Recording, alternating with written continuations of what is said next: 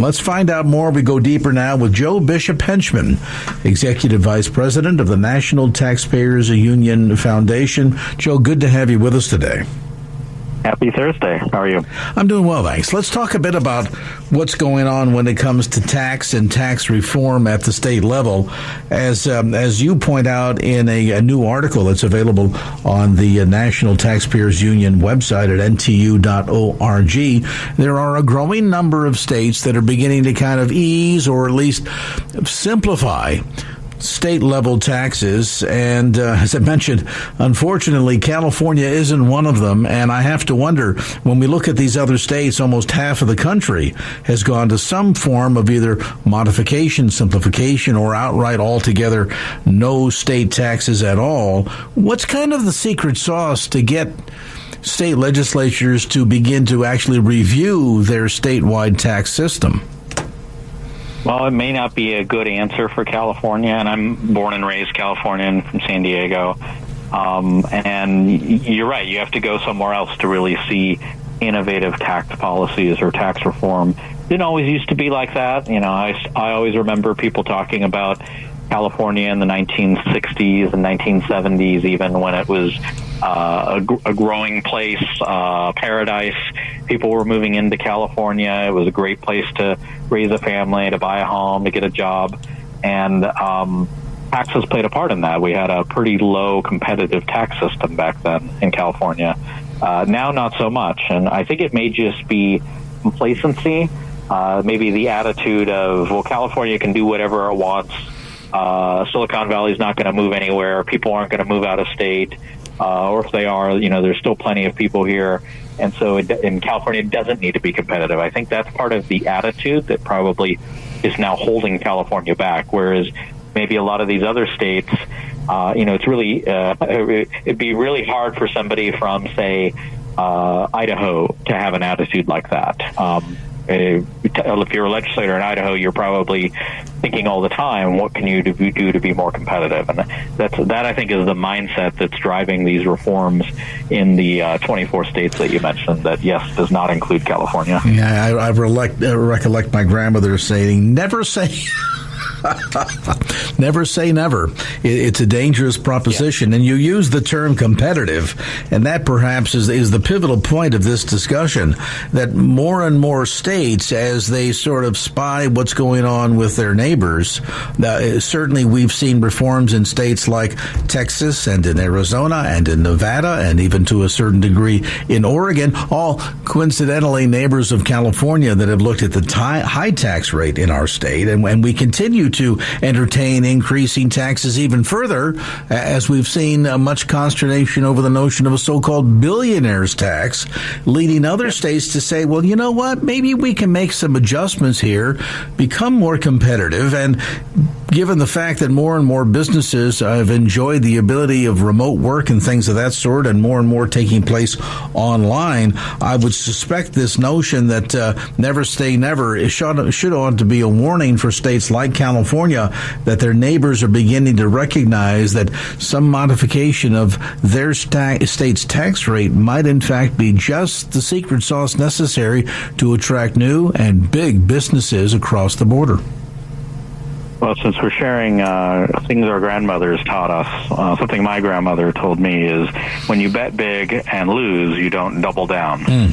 And unfortunately, I think that's where leadership in Sacramento still is.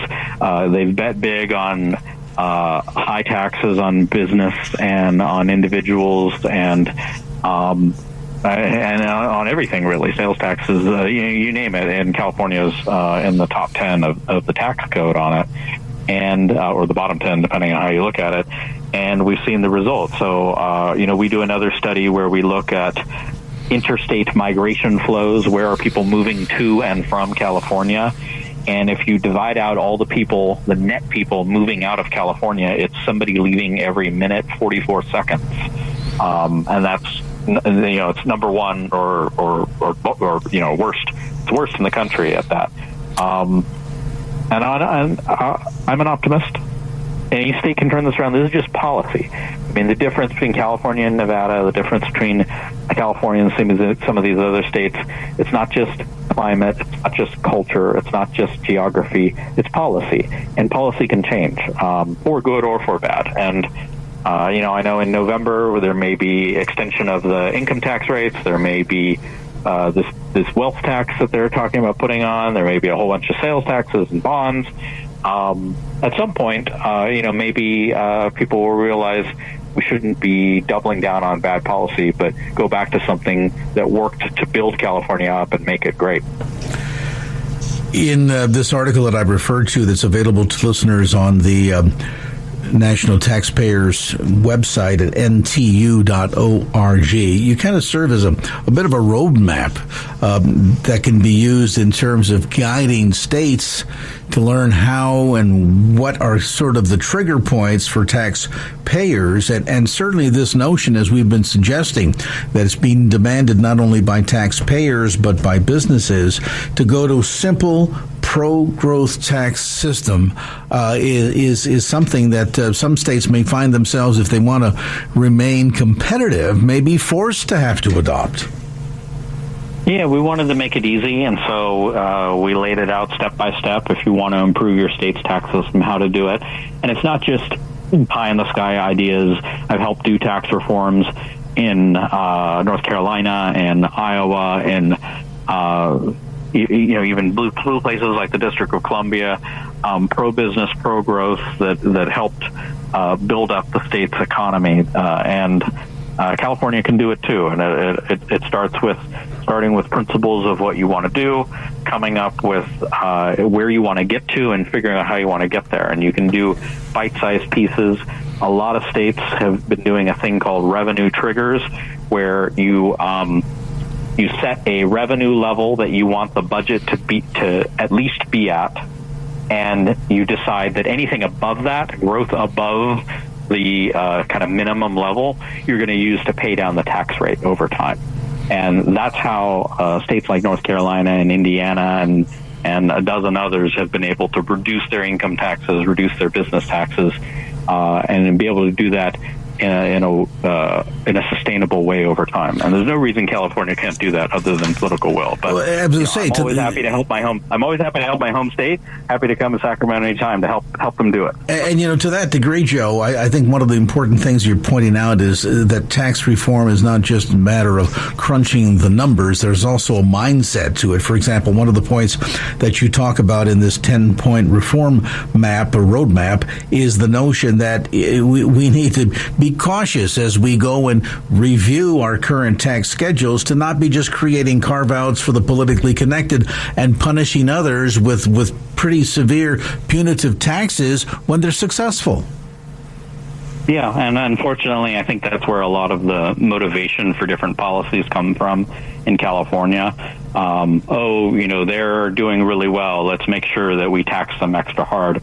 And you can end up destroying stuff. And another point that we make is it's really important to build not just for the economy that you build a tax system, not just for the economy that you have now, but for what you want to have. So take the District of Columbia, for instance. It's you don't pay a lot of taxes in the District of Columbia if you're government, or if you're a university, or if you're a nonprofit. So guess what they have a bunch of? But if they wanted something else, if they wanted a tech industry, if they wanted science, it would involve coming up with a different tax system that would actually benefit that. And the point we make is building a tax system not just for specific industries, but for everyone, and that it can be much more neutral and much more pro-growth that way. And toward that end, what's the end game here? Is this designing or redesigning a tax system that's fairer, easier, and most ideally suited towards promoting long-term growth for both small and medium-sized and large businesses? I think you can hit all of those goals. It's not always easy, but if it's important to keep raising a bunch of revenue to pay for the programs and services that people want in a state like California, if fairness is important, which of course it is, if competitiveness and ability to grow the economy is important, which it should be, I think there's a way you can check all of those boxes, but you have to go into it wanting that. If you only go into it saying the only thing that matters is fairness, these people need to pay more and everyone else needs to pay less, then you're going to do harm to some of those other objectives. This roadmap to which I refer is called 10 Tips for Successful State Tax Reform, and you can find it and lots of other great information and resources online at the National Taxpayers Union website. That's NTU.org. That's NTU.org. The author with me today, the Executive Vice President of the National Taxpayers Union Foundation, Joe Bishop-Henchman. Joe, thanks so much for the time.